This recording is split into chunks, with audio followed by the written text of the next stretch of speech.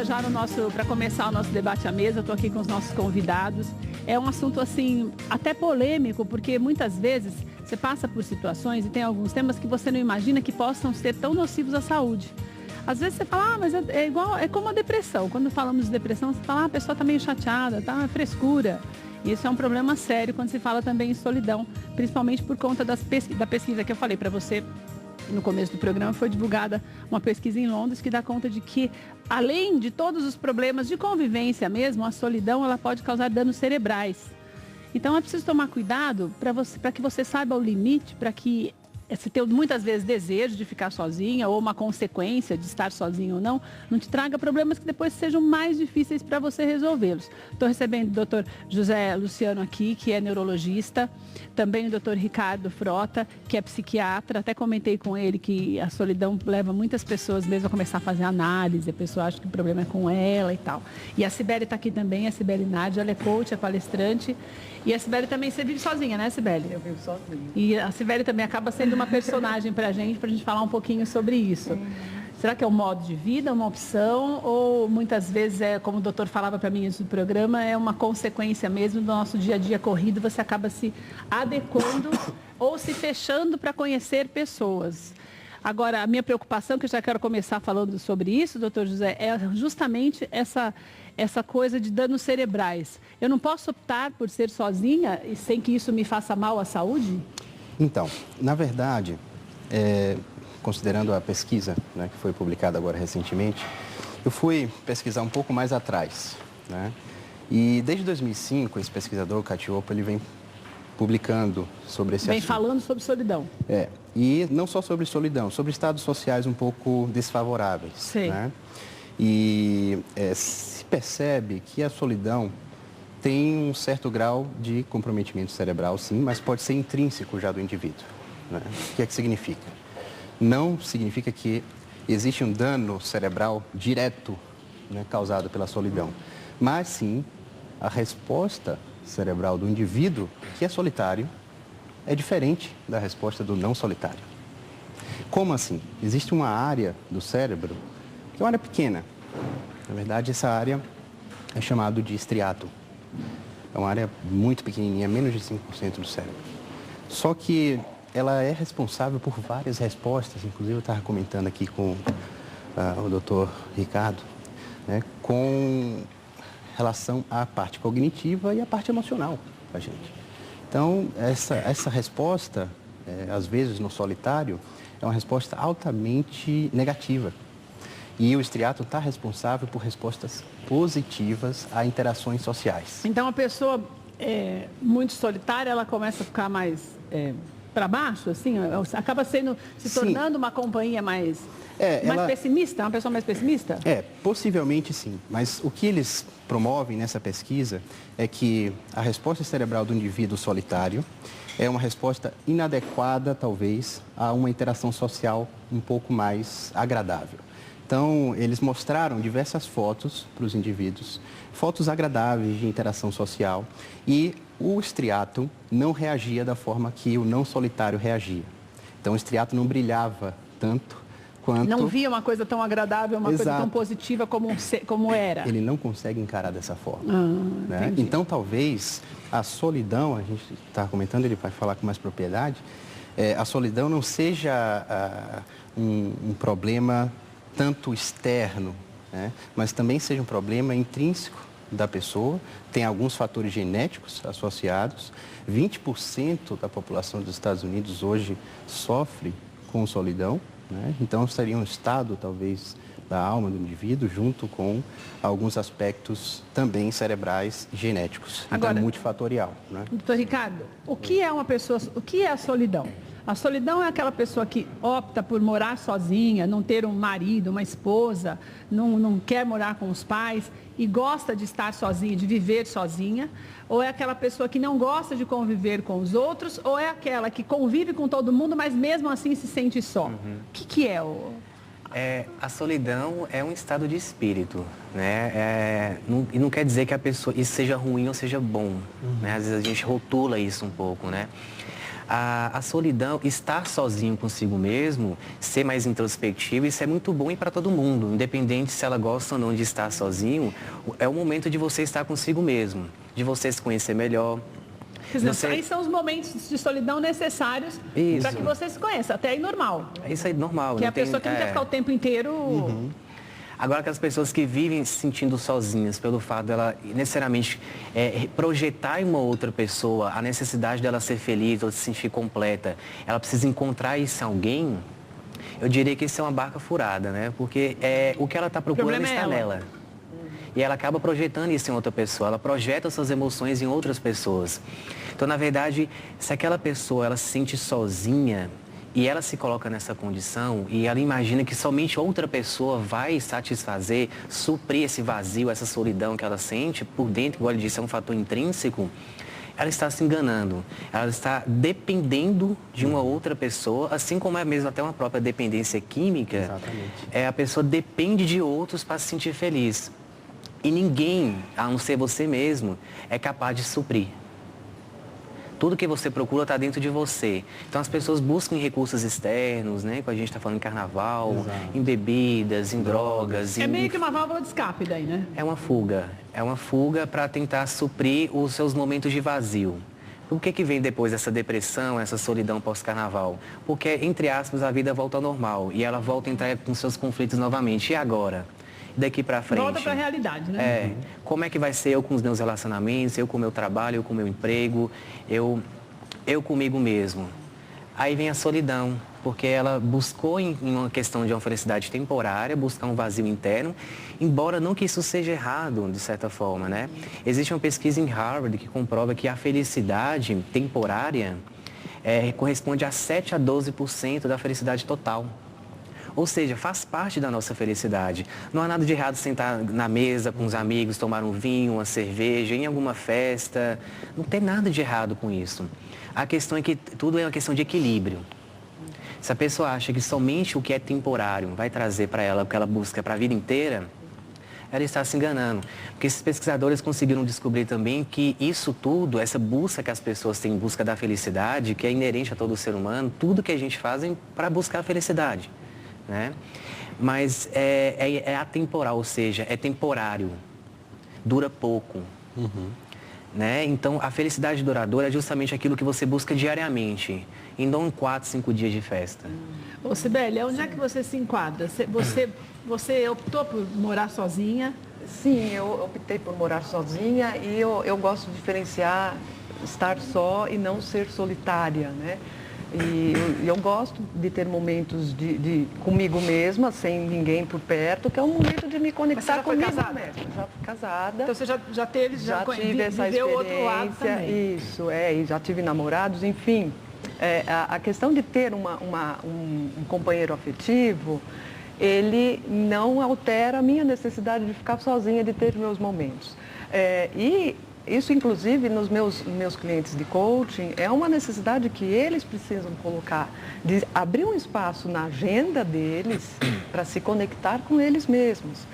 Então, como foi dito aqui, a solidão por si só não é algo ruim ou bom. Às vezes pode ser algo necessário, às vezes pode ser patológico, pode precisar de ajuda médica. Exato. Mas esse momento de você ficar com você mesmo é muito necessário para você se ouvir, para você aquietar a mente, para você pensar como foi seu dia. Mas daí você pode ficar um período. Sim. Agora, quando você opta por morar sozinha, você tem momentos, um tempo muito maior.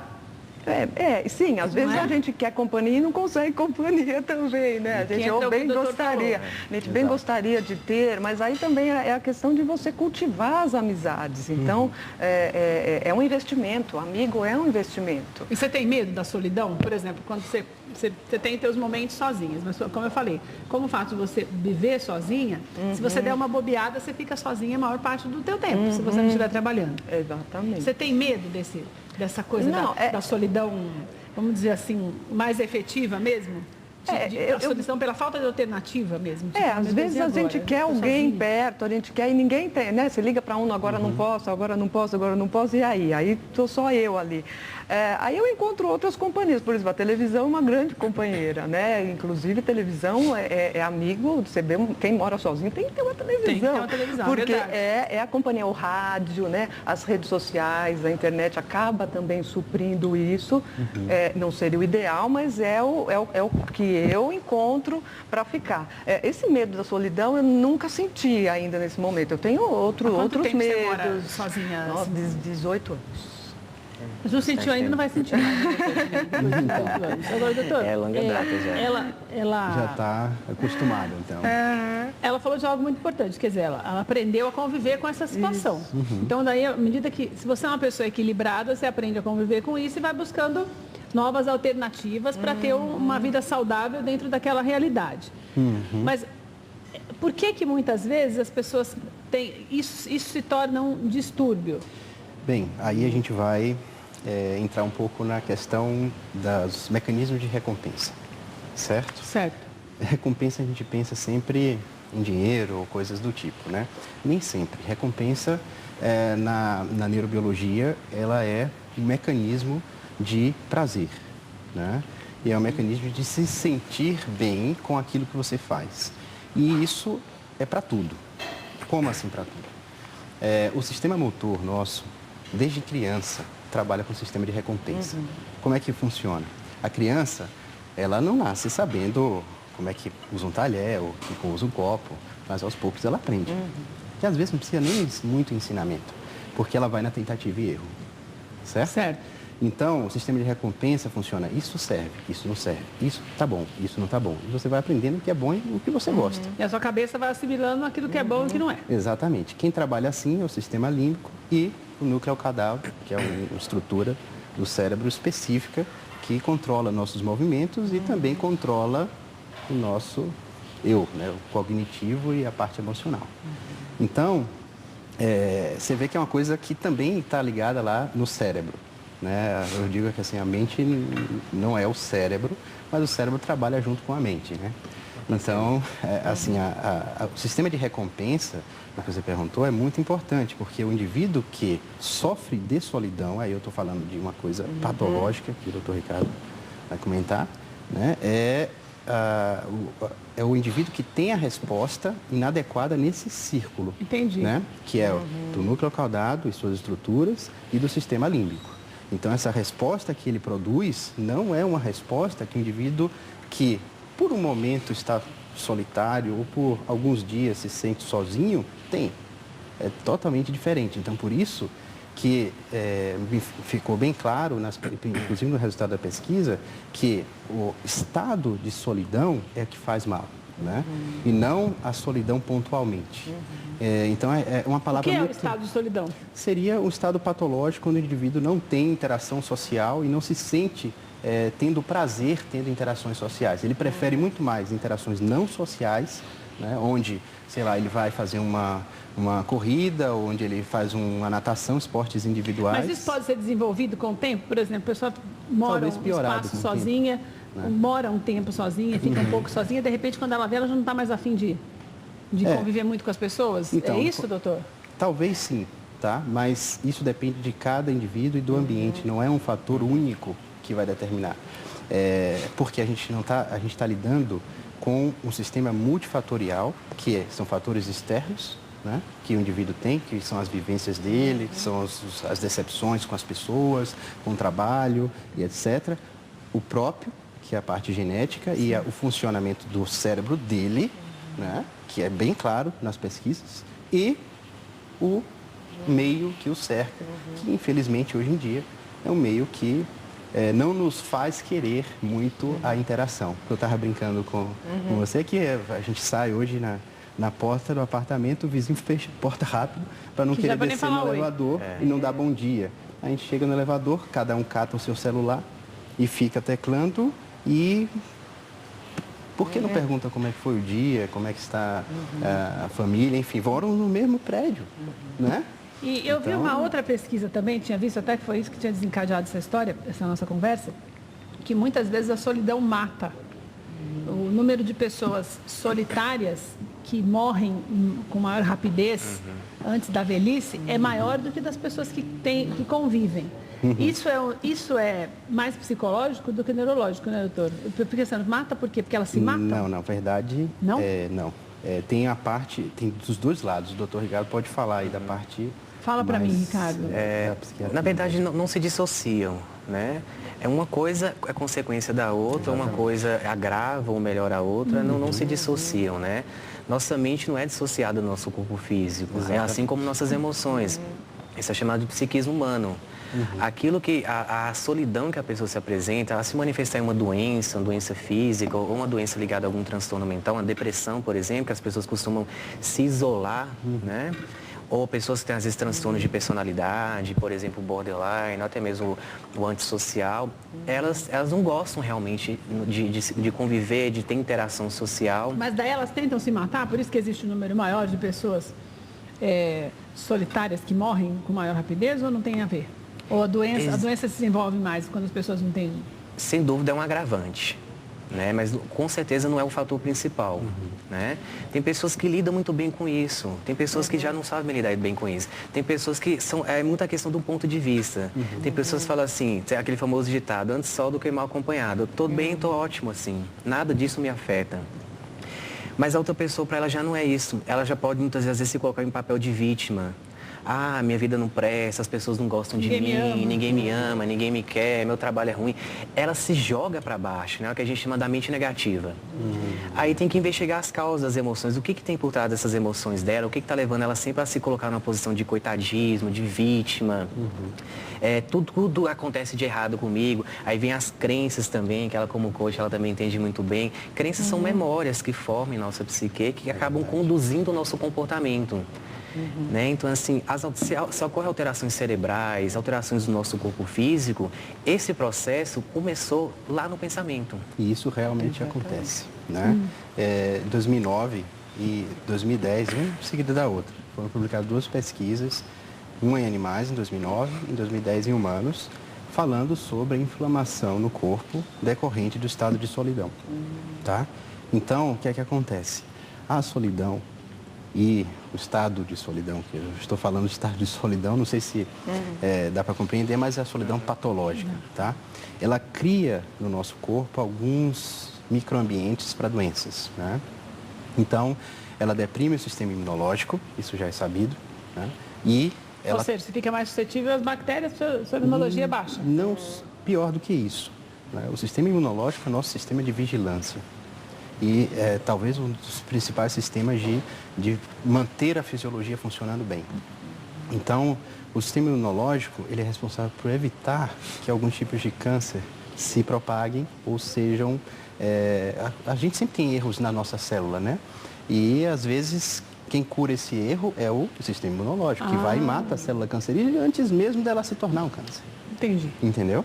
Então, você fica mais suscetível a ter neoplasias, você fica mais suscetível a ter doenças cardiovasculares, porque a inflamação no corpo humano provoca a inflamação das artérias e, consequentemente, trava o fluxo sanguíneo, aí seja no coração, no cérebro, enfim, você pode ter AVC, infarto. E até porque sozinho você vira meio que uma fábrica de coisa ruim, né? Porque exatamente. Não sei se acontece com você. Isso. Você deve ter umas crises desse negócio de solidão também. Claro que sim, porque às vezes você fica... Se você está distraído conversando com alguém, você não pensa tanto, por exemplo, na dor de cabeça que você está sentindo.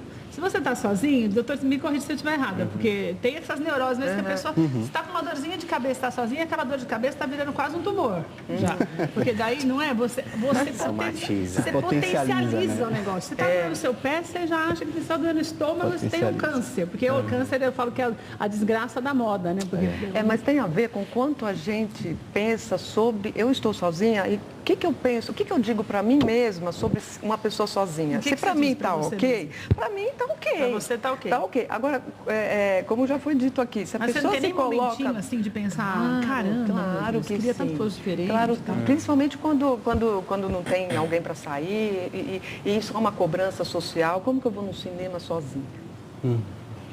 Né? Como que eu vou no restaurante almoçar, jantar sozinha? Então há uma cobrança social. No fundo, as pessoas falam que não, mas há. Todo mundo fica olhando, um cutuca no outro, olha lá, chegou sozinha, coitada. né? Aquele coitado. Ou então tá esperando chega alguém tomar um bolo. Chega no casamento de alguém e sozinha. Ficam lá, querendo que você fique lá na fila para pegar o buquê. Eu tenho uma raiva dessa coisa. Também fazem É isso. verdade. Chamam ficando velho, você não vai casa, lá, todo olha, mundo já quer que tá você fique na chegando fila a do buquê. hora, É, vai eu sou lá. solteira. Não é? Todo mundo tem quer prioridade, que você fique na né? fila do buquê. E vai explicar. Aparece alguém e já quer te apresentar, a pessoa fica fazendo... Eu uma vou lá, desgraça eu isso. fico lá atrás, porque eu não vou explicar. Não dá para explicar, que eu não quero. Mas eu vou lá e fico lá, né? Então, pronto, pegou, deixou a outra lá pegar. Não, E eu tudo quero, bem. mas eu não quero ficar na fila do buquê. Não, é verdade, mas isso é brincadeira, mas tem gente que leva isso para um lado terrível. Mas aí mesmo. tem uma outra característica de pesquisas também, que as pessoas que têm relacionamento, elas têm mais chance de ser felizes.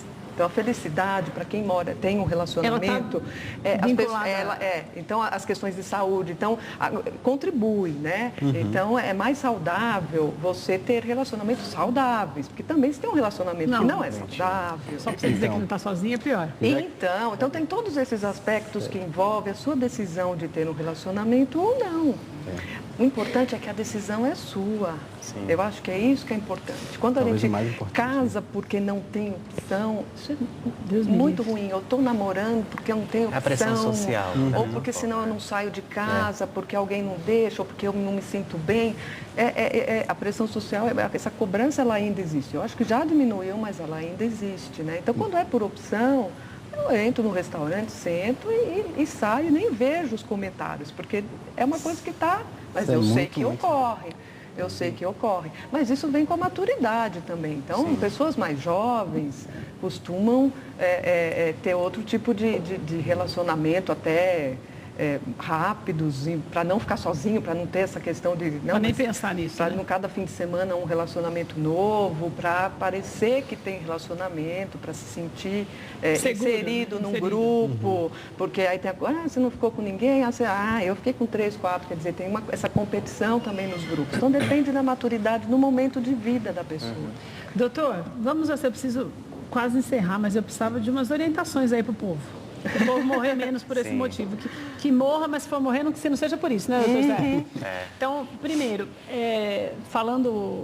vou falar das doenças já com o doutor Zé, mas eu queria falar com você primeiro. Como é que o dia a dia da gente, como é que pode ser para que seja mais saudável quando esse estado de solidão torna-se uma necessidade no momento? A pessoa não tem opção mesmo, não encontrou a pessoa certa, não tem a família por perto, tipo a Cibele. Não é que ela não quer casar mais, que não arrumou a pessoa certa. Se aparecer, tudo bem. Mas enquanto está nesse estado, o que a pessoa tem que fazer para se manter equilibrada? Porque eu acho que o maior problema é quando perde o equilíbrio. Se você se desequilibrar, você começa a meter os pés pelas mãos, entra em relacionamentos errados, pode tomar atitudes erradas, pode entrar em bebida, em droga, que acaba se tornando boas companhias para isso, né? Para as pessoas que estão... As pessoas ficam mais suscetíveis a isso quando tem momentos mais sozinhos de uma frustração maior. Existe uma receitinha para pelo menos ficar menos pior? Eu acho que é uma receita com ótimos resultados. Eu acho que, acima de tudo, a pessoa tem que se aceitar. A aceitação de si mesmo, quando você realmente se aceita, quando você se aceita, é como você se aceita sem rótulos, sem julgamentos, contra si mesmo, sem julgamento pelos outros, sem comparações, porque tudo isso é a necessidade da mente, de nos compararmos, de ficar julgando a si mesmo, aos outros, a autocrítica. Quando você realmente se aceita, você desiste da necessidade de agradar os outros. Aí, a partir desse momento, os outros começam a ver essa diferença em você e você passa a ser referência para os outros. Porque os outros também, o relacionamento, tem pesquisas que comprovam que o relacionamento é um fator protetor para a depressão, por exemplo, né? Mas isso é qualquer tipo de relacionamento com animais, relacionamento afetivo, relacionamento com amizades, né? Relacionamento de uma forma em geral. A solidão acaba quando você realmente começa a se aceitar. E a partir disso é você fechar os olhos para o que a sociedade te diz para ser quem você é e abrir os olhos para você aceitar quem você realmente é. A partir disso você se sente livre para fazer, falar e agir da forma como você se sentir melhor. Gente, adorei a nossa conversa, viu? Bem, eu acho que você que está em casa, os contatos do Dr. José, também do Dr. Ricardo, da Cibele, já passaram todos aí na tela. Vou pedir até para passar de novo, enquanto eu vou só terminar aqui para agradecê-los e dizer para você o seguinte: a vida saudável, ela engloba a tua alimentação, a tua convivência com as pessoas, mesmo que você seja uma pessoa de difícil convivência. Você vai aprendendo com os outros todo dia. Deus colocou a gente nesse mundo que é para aprender todos os dias. Ninguém sabe tudo. E nunca você vai saber o suficiente para achar que pode conviver sozinho porque não suporta as pessoas ao teu redor, porque elas nunca te acompanharão. Você precisa realmente de uma companhia, nem que seja um tempinho do seu dia. Claro que você nunca está sozinho. Quando você tem fé, você sabe que você consegue passar pelos problemas e atravessar esses problemas sem sucumbir. Mas você precisa também dos outros. Deus nos fez para andarmos em comunhão. Por isso que a Bíblia já fala que não é bom que o homem esteja só. Isso não significa que você precisa sair correndo, arrumar uma pessoa amanhã para você casar. Não estou falando disso, estou falando de relacionamentos, de amigos, de pessoas no teu trabalho que você se identifica mais, de pessoas que você vai conhecendo ao longo da tua vida e que fazem parte dela. Família, muitas vezes você fica tanto tempo sem conversar com o familiar, para que você possa trocar experiências e fazer com que os dias, que já são tão difíceis, sejam menos pesados. Para que isso não recaia sobre o teu corpo, como o doutor falou, para que você não desencadeie doenças que você, na verdade, nem precisaria tê-las e que podem te levar à morte. Por isso, o número maior de mortes entre aqueles que estão só. E mais importante que isso, se você percebe que você não consegue sozinho, você precisa de ajuda. A humildade nessa hora é muito importante. Tem gente que acha que quando busca um psiquiatra é porque está ficando louco. Não, é para você não ficar mesmo, que eles existem, para te dar um caminho, porque às vezes você não consegue sozinho. Pessoas equilibradas, como a Cibele, conseguem driblar isso sossegadamente, mas não é todo mundo que é assim. Então, se você percebe que você precisa de ajuda, você busca um especialista para que você tenha uma vida melhor, mais saudável, para que você viva... Nós temos uma expectativa de vida de quase 80 anos. Para que você vai abreviar um tempo que Deus te deu para que você seja feliz? Então, isso é muito importante, que você faça isso, para você ficar feliz.